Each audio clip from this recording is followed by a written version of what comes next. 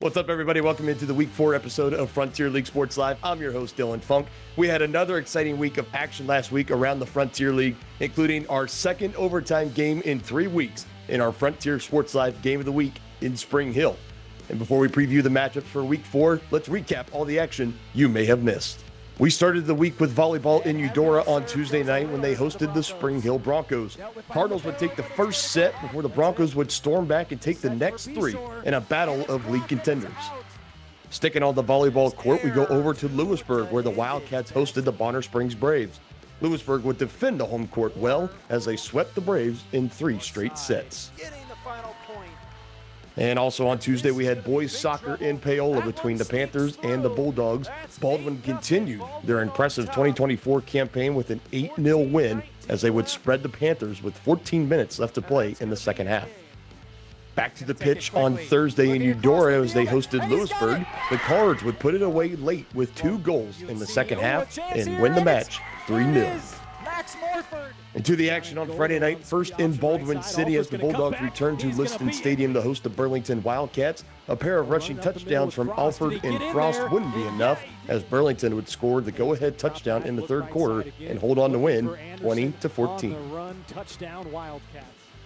Another close game in Lewisburg as the Wildcats hosted the Clay Center Tigers. Tied at 15 with 2 minutes to play in the ball game, Ashton Moore would give Lewisburg the lead with a 17-yard touchdown run. Wildcats moved to 3-0 with a 23-15 win. We had a high-scoring affair in Paola between the Panthers and the Cyclones. Paola saw a 20-point third-quarter lead evaporate as the Ottawa offense scored 3 touchdowns within 7 minutes in the fourth quarter to escape with the win, 41-37. The Tonganoxie Chieftains picked up their first win of the season at Lansing thanks to 2 first-quarter touchdown runs by Tanner Hand. Defense would seal the deal late, forcing a fumble on the potential game-winning play for Lansing at the goal line in the fourth quarter. Final score, Chieftains 14, Lions 13. And lastly, in our game of the week in Spring Hill, the Cardinals and Broncos needed overtime to decide a winner in this defensive battle. Patrick Stumpf put the Broncos on top in overtime with his second touchdown run of the game. Defense would stop the Cardinals on 4th down to win the game 13-7. And we look to have another classic on our hands in our Week 4 Frontier League Sports Live Game of the Week matchup between the Paola Panthers and the Tonganoxie Chieftains. Paola got off to a hot start against the Ottawa Cyclones, thanks in part to their defense forcing a pair of turnovers, including a pick-6 from J.D. Troutman in the first quarter.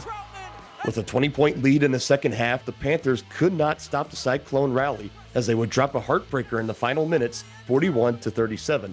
Now at 0-3 on the season, the Panthers look for a quick turnaround as they face a tough road test in Tonganoxie. All right, we're now joined by head coach of the Paola Panthers, Mike Smith. Coach, thank you for the time today. How are we doing? Thanks, doing well. Awesome. Glad you can be with us. Let's get right into it. You guys faced one of the top teams in the league in Ottawa. You guys had it rolling. You scored on your first offensive drive that was set up by a big run by J.D. Troutman.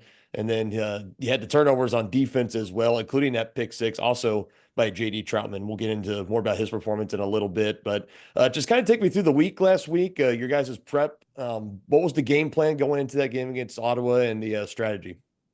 Well, we knew we had to take care of the clock a little bit. They have they can really strike fast on offense. They have 3 really dynamic receivers, and they've got a really good quarterback, and so their offense is pretty dynamic. So we need to stay on offense as much as possible and keep the ball out of their hands. And we talked about trying to keep the ball away from number 4 Sims on the kickoff return, and we didn't end up doing that, which ended up coming back to biting us.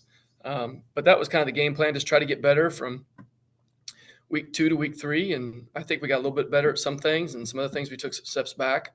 We also want to take care of the football. We were -5 coming into the turnover margin. We actually won the turnover margin 2-1 Friday against Ottawa, which was something that we kind of emphasized. If turnovers win the turnover battle, we did that. Lost a special teams battle, and they had a short field most of the night to work with, and give their kids and their coaching staff hats off to them. They were down 21 points. They kept just plugging away at us and found their opportunities to get it done. Yeah, definitely one of the tougher teams in the league. Last time you and I spoke, it's been a couple of weeks now, but Yeah. that was coming off that opening week game at Fort Scott, where it looked like Jasper Logan uh, was out for the second half of that game. Looks like he's back out there and he's playing healthy, and he had a pretty good game under center with a rushing and a passing touchdown and 190 yards of total offense on Friday. What have you liked most of what you've been seeing from him so far? Well, he came back, cleared his protocol, and was able to come back. I missed the Lewisburg game, was able to come back at the beginning of last week on a Monday. So he got 4 days of prep in, and having him out there, having a senior leader out there is always helpful. And he's got most of the reps up to that point. So it was nice seeing him back out there on Friday night, homecoming weekend. Yeah, look like you guys had a good crowd on Yeah. hand. And the same can be said. You just mentioned senior leadership. Same can be said for JD Troutman. Again, just shy of 200 rushing yards on the night, 2 touchdowns, one on defense, one on offense. And the way that he's been performing, and this is no surprise to anybody, but he just continues to get better and better. Seems like every single week, every single season. You got to be really, really pleased with the way JD's been playing in 2024.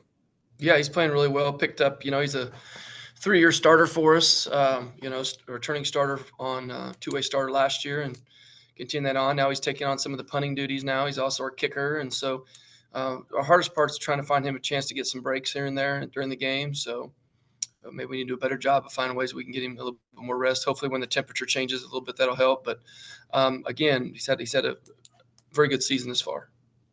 I'm sure for JD, he loves being out there. He loves playing, Oh, wearing yeah. wearing the black and gold out there. I'm sure he loves it every single chance that he can get. So again, in auto, like we said, you guys got off to a good start. Later in the game, you're up 14, going into halftime, and you come out. You score on the first offensive drive you guys have, and you chew up a lot of clock. It was close to, I mean, well over half of that. I believe it was closer to about 8 minutes. Yeah, it was. That put you guys up 3 scores. The turning point in that game, and you alluded to it just a little bit ago, was the kickoff return. And Oh, again, that yeah. was another point you brought up against Fort Scott, that you wanted to see the kickoff coverage get better.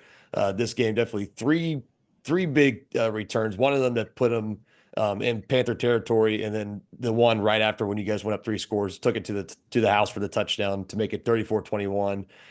What's the plan moving forward to try and improve on the kickoff return or the kickoff coverage moving forward this season? Well, part of it is we have certain people that we don't want to kick to, and there were some mistakes made where people that shouldn't touch the ball did touch the ball.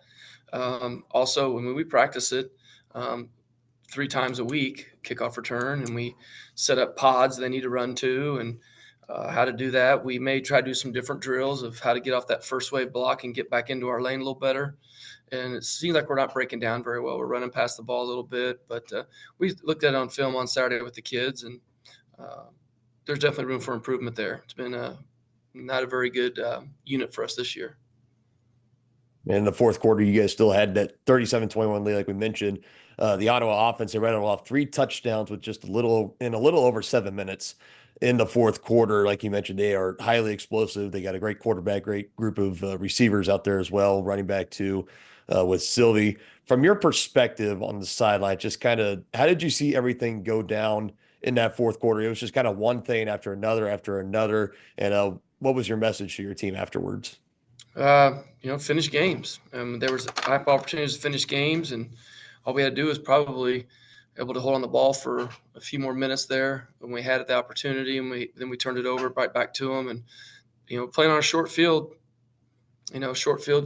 advantage to the offense, and that's what happened. We didn't make them drive the length of the field in any 3 of those drives, so we didn't make it very easy on ourselves. Well, this is the good thing about this league is that you don't really have a lot of time to try to Oh, get no. caught up in a game from a week ago. You got to have a short-term memory, and you're getting right back out there, back on the road again for the second time this year. Tough road test at Tonganoxie, who picked up their first win of the season last week on the road at Lansing. What's your assessment of this Tonganoxie team, and they'll be looking for their first league win this Friday? And how do you think your team matches up with theirs? They're a really good 1-2 team. I mean, that's their record does not indicate how good they are. Took Lewisburg to overtime. We know Lewisburg's in some polls top 5 team in the state. Neck and neck with Spring Hill, and they beat Lansing, who just dropped down. Probably the biggest 4A school in enrollment in the state. Coach Troy does a great job. Their quarterback was a sophomore starter for him. got hurt as a junior. Now he's back starting. They got a talented running back. They know their schemes well. They got the speed at wide receiver, number 5, and they got all the returning offensive and defensive linemen from last year, and that was a semifinalist team. They were one game from the state championship game. So tough place to play, Tonganoxie is, and so we're going to try to get prepare and go up there for a road game. Looking forward to it. We're going to be there on the coverage again. It's the Frontier League Sports Live Game of the Week. Panthers at Chieftains. You can catch the game live on Paola Sports Live on YouTube and, of course, our website, varsitysportslive.com. Head coach of the Paola Panthers, Mike Smith. Coach, thank you again for the time today. Best of luck on Friday, and we'll see you there. Thanks, Dylan. The Chieftains had their best all-around performance last week on the road at Lansing as they stole one in the Lions' den, 14-13. Now they return home to Beatty Field for a 2-game homestand as they host Paola and will look to win their first league matchup of the season. All right, we're now once again joined by head coach of the Tonganoxie Chieftains, Preston Troyer. Coach, good to see you again. 1-2 on the year, picking up the first win on the road last time on Friday. It's got to feel good, right? Yeah, that's always, we talked about that. A lot different feeling being 1 point ahead as to 1 point behind. So glad to get the monkey off our back, and we're ready to just continue to get better. Got a 2-game homestand coming up. Looking forward to covering it. I know there's always things to improve on as we get into our first question, but I think you guys probably played your best overall game of the year so far at Lansing. I think part of that was the passing game improving. It just looked like Talon was a lot more comfortable back there passing the ball. We saw him get involved in the short passing game, letting it fly as well. Was that something that was a point of emphasis maybe during the week, during practice of, hey, let's try to get the passing game going a little bit after it was a little bit lukewarm over the past couple of weeks before? Was that something that you guys were focused on going into this game against Lansing? Oh yeah, for sure. Our line was banged up too, so we had 2 starters out on the offensive line. So we knew going in we were going to have to change it up a little bit. We got Jacob Marins in the game a lot more, put some more speed on the field, and yeah, just decided, hey, Talon, he's got a cannon, great baseball player. We know he's got a good arm, and so hey, just let's sling it, and then let's let the pass set up the run, and that's kind of how we operated. Yeah, you just kind of talked about it there, Jacob Marins. I want to talk about him for a brief second. That looked like that was his breakout game for him on both sides of the ball. He had a couple of pass breakups, covering some really talented receivers that they have over in Lansing, like you mentioned, on offense as well. He looked like a more confident player than he did just a few weeks ago on the road at Lewisburg when he made his first start. What are your expectations for him and his role on the team moving forward? We knew he had it in him. He had to kind of, like I said, sometimes you got to gain that confidence and do it on Friday night. And I think that's what happened. I look for him to be, that was one of the best corner performances I've seen in a long time out of somebody. To be able to play like a receiver of that caliber and man was pretty impressive. And he was every time by the end of the game, we knew he was going to be in the right spot. So I look for him to continue there. And then he's another deep threat offensively. So if you add him to Todd and Schmitty, that we should have a nice little attack. I think Holdhouse is going to keep developing and be another threat there. And so we have 4 guys that can stretch a defense. And so we need to make the proper steps. We need to be able to score in the second half and finish games. But I like where we're headed. Yeah, and again, that scoreless in the second half, 2 weeks in a row now, 13 points total after halftime so far this season. Again, small sample size just through 3 weeks. What adjustments do you think need to be made to try to get that corrected moving forward? I don't think it's any one thing. I think it's number one, just getting in better shape. Kids just deciding that we need to, be tougher in the second half. I think we've got a group that's played a lot, but they haven't had to play a lot both ways. They haven't had to be the guy. And I think it's just, they need to kind of step up and realize this is what we need from them. And they've got to come out and we've got to finish the half. Finish the second half, and we've got to, we had our opportunities. We were getting in there. We got 2 red zone trips, and we just couldn't finish it. And so it's just, we got to get it in there. Yeah, and I go back to, believe it was, you scored the back-to-back touchdowns on the runs by Tanner Ham, 1 from 34, 1 from 51. You guys were at 14-0. You were driving again in the second quarter. There was a 4th and 8th play. On the broadcast, we both said we love the confidence that you showed in the offense of putting them back out there. Obviously, hindsight's always 20/20. No one's ever going to predict that you're going to have the pick 6 given up there. But just kind of take me through, what was your mindset on that 4th and 8 play, and then how it all developed? Yeah, right now we got a young kicker, and so I wasn't going to put him in a position like that. So I was confident in Talon, and they had a good defensive end and he made a good play. And wasn't something that like I feel like we forced or anything. It was just one of those unfortunate situations. Talon got hit on his blind side, didn't see it coming, and it just popped right to him. And those things happen. I can live with that. I think it's more the unforced errors that were frustrating. We had a few, fumbling on the 1 yard line, things like that, where we could have helped ourselves a little bit better. And again, back to the depth you mentioned, without Gavin Rhodes, the junior lineman, and then TJ Leeper, the senior, on affecting both sides, not just on the offensive trenches and the defensive trenches. How impressed were you with the depth that was able to fill in that game? I know there were multiple guys that were coming in and out. It looked like there was Golba that filled in on that right guard spot on the offensive line, and there were a mix of players filling in on the defensive side as well. How pleased were you with the way that the everyone in the trenches were able to deal with those two key pieces missing? Yeah, I mean, I thought our offensive line, especially in the first half, played really well. It was Matt Nimchek and John Golba who stepped up on the offensive side of the ball. We just honestly had a rotation of about 4 or 5 guys interior wise, and who was ever playing the best that time was going to go in, and then we just kept rotating bodies there. And so, hats off. The defense, honestly, all season has been playing phenomenal. They've been keeping us in games as our offense has been sputtering, and so. Hopefully if they can continue to do that and then we continue to take the strides on offense, I think we're in good shape. Yeah, only one offensive touchdown allowed in that game against Lansing is the defense. We already mentioned the secondary played well between Owen Schmidt and Jacob Rand's multiple pass breakups. Todd Brown had an interception. This defense looks like they can really win you guys some championships this year, because people like to say defense wins championships. You got to be really, really pleased with what you're seeing with them so far. Oh, yeah. I think a big part of it, too, you talk about the 2 corners, they played well, but our 2 safeties are cleaning everything up, Brady Martin and Todd Brown. So anytime, like if there is a mistake up front or they get popped through, those 2 are sitting there, and instead of a 30, 40-yard run or a touchdown, those 2 are running it down for a 10-yard gain. And so when you force teams to have to go 12, 15 play drives, you're going to be successful on defense.